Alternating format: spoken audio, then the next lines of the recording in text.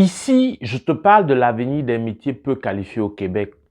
Tu comprends que ma vidéo va essentiellement s'adresser à toi qui dis que tu veux d'abord immigrer, que tu veux arriver d'abord sur le sol canadien. Après, on verra qu'une fois étant là, je vais forcément trouver un moyen. Alors que dans la vérité, à la réalité, ce n'est pas si simple que ça.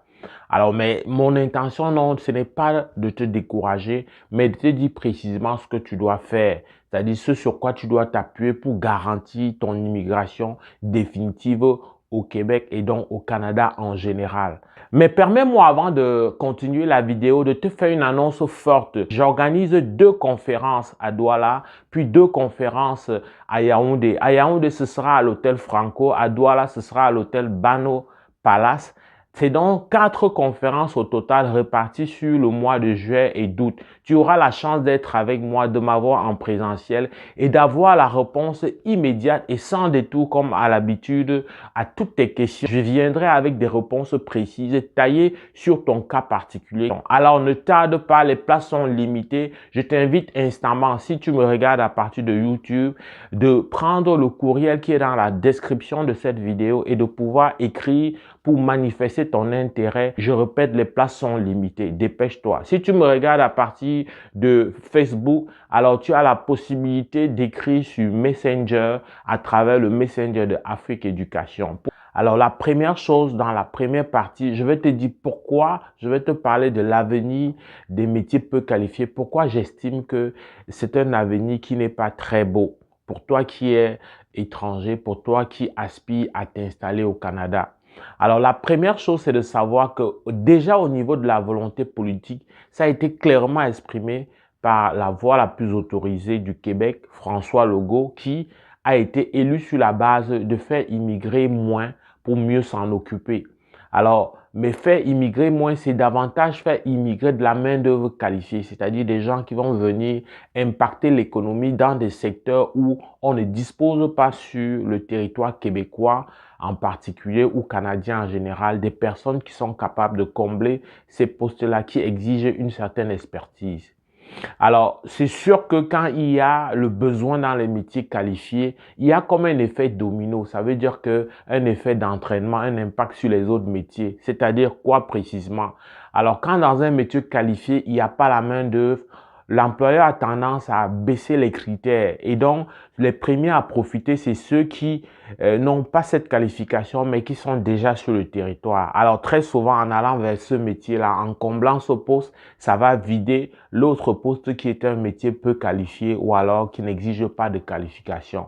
C'est ainsi que les métiers peu qualifiés ont pris une ampleur ces dernières années dans le recrutement à l'international. Mais très clairement, le Québec essaye de prendre les taureaux par les cornes. Je te donne des mesures pour que tu comprennes, des mesures factuelles qui vont t'aider à comprendre et à appuyer ce que je t'avance comme allégation.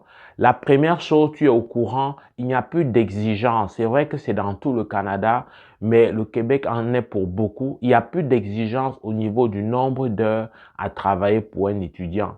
Le 20 heures légendaire a été mis de côté depuis plusieurs mois pour donner donc la possibilité d'aller combler ces postes-là. Toujours pour comprendre l'idée que le Québec se fait des métiers peu qualifiés, on n'a que des métiers comme serveur, caissier et plein d'autres métiers qui n'exigent pas une qualification, mais ces métiers-là n'ont pas d'issue.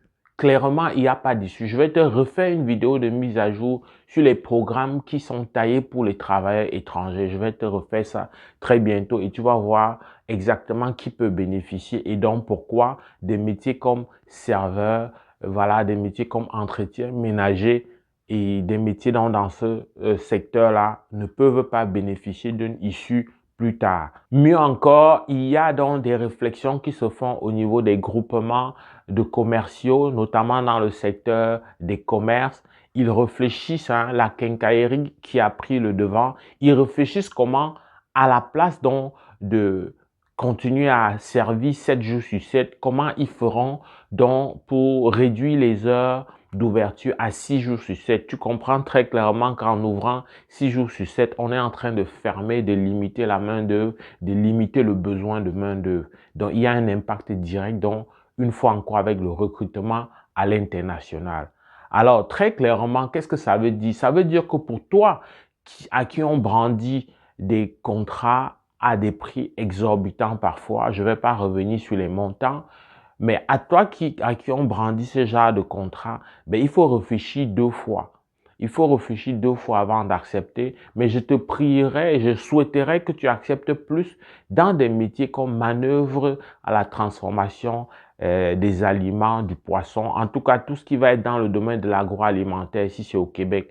Parce qu'au moins exceptionnellement, voilà des métiers qui n'exigent pas de qualification, mais qui via le programme pilote, peut te donner la possibilité de t'installer définitivement au Canada. Mais seuls ces quelques métiers de l'agroalimentaire, tu vois, c'est orienté parce qu'il y a un besoin très grand, un très grand fossé dans ce domaine-là qu'on veut combler rapidement. Si tu es déjà en contrat dans ces métiers ou si tu aspires quand même à venir, peu importe le moyen, mais si tu te trouves dans ces créneaux, il te reste à faire deux choses. C'est vraiment la seule chose à faire pour toi. La première chose, ben, c'est soit de renouveler ton contrat. Mais ça ne dépend pas de toi. Si tu renouvelles ton contrat, il n'y a pas de problème. Sauf que la loi ne te permet pas de renouveler indéfiniment. En général, autour de 7 ans, tu ne peux plus continuer à renouveler. Mais c'est pas grave. Au bout de 7 ans, tu vas pouvoir basculer vers la deuxième méthode ou la deuxième issue que je te propose. Cette issue, tu peux la mettre en application avant 7 ans. C'est-à-dire qu'après la fin de ton premier contrat ou éventuellement ton deuxième, tu peux décider avant d'atteindre le 7 ans de basculer vers une formation professionnelle. La formation professionnelle a l'avantage d'être courte, mais dans un contexte de quelqu'un qui a vécu au Canada pendant un bon bout de temps, faire la preuve, la démonstration de preuve de fond ne sera pas très difficile. Tu comprends qu'en te faisant une telle vidéo avant-gardiste, ça te permet donc de mettre l'accent sur tes économies et non de te comporter déjà comme on dit, hein, comme un voyageur et donc de pouvoir gaspiller ton argent, le disperser. Non, tu auras besoin de cet argent pour assurer vraiment ton statut définitif au Canada. En montant, en cumulant donc ta preuve de fonds qui va te permettre de facilement obtenir un permis d'études.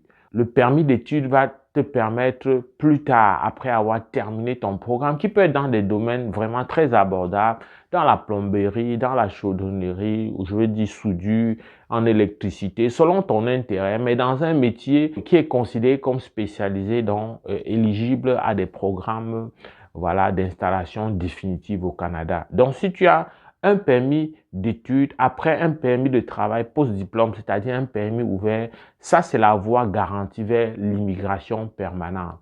Mais tu ne peux pas, via tes petits métiers-là, accéder directement. Donc, il va falloir faire ce détour-là. Il n'y a rien à faire. À part ça, la seule chose qui te reste, c'est que si tu es célibataire, ben, c'est de tomber pendant ton séjour sur quelqu'un qui va être un conjoint de fait avec toi et donc à travers ce statut-là, tu pourras bénéficier de son parrainage et donc de pouvoir t'installer définitivement. Il n'y a pas 1000 manières à faire pour toi. Donc, je tenais dans cette vidéo non pas seulement à venir avec la critique, à venir avec la peur, je voulais plutôt aussi te montrer, voilà, qu'il y a une issue, mais il faut, à toi d'apprécier, est-ce que la voie est très compliquée, est-ce qu'elle est très problématique, est-ce qu'elle est assez accessible, est-ce que c'est réaliste? Ça t'appartient. Moi, je voulais te donner l'information, je voulais te donner l'éclairage. J'espère que cette vidéo t'a plu. Au plaisir de nous retrouver dans le cadre d'une prochaine vidéo. Porte-toi bien. Boulot!